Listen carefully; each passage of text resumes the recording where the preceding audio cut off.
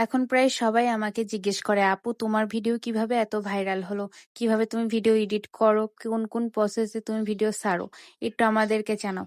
আজকে তাদের জন্য এই ভিডিওটি। সত্যি বলতে আমি ১ম থেকে ভাইরাল হওয়ার জন্য ভিডিও বানাইনি। আমি শুধু মন থেকে ভিডিও বানিয়েছি।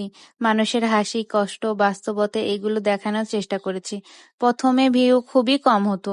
১০০ ভিউ, ২০০ ভিউ, কখনো ভিউ হতোও না। তাই কখনো অনেক বেশি মন খারাপ হতো।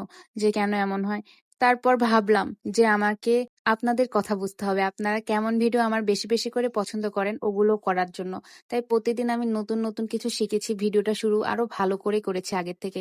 মানুষ যা অনুভব করে সেই কথাগুলোই বলেছি। আর একটা জিনিস বুঝেছি, ভাইরাল হওয়ার জন্য শুধু একটা ভালো ভিডিও না, ধৈর্যও লাগে। যার ধৈর্য আছে সেই এই প্ল্যাটফর্মে কাজ করতে পারবে।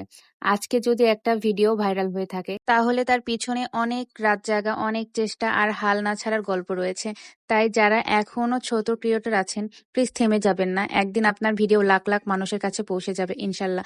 আর ভিডিওটা আপনারা সবসময় কোয়ালিটিফুল রাখার চেষ্টা করবেন এবং আপনার ভিডিওটি আপনি কি ধরনের বহিঃপ্রকাশ করতে যাচ্ছেন, মানে কেমন ধরনের ভিডিও আপনি করতে চাচ্ছেন, ওই লেভেলেই আপনি প্রত্যেকটা ভিডিও বানাবেন। কারণ আপনি ডাল খিচুড়ি করবেন না। সব রকম ভিডিও একটার মধ্যে দিলে তখন ওটা ফেসবুকেও নিতে চায় না। তাই আপনি চেষ্টা করবেন যেকোনো একটা টপিকসের উপর থাকতে।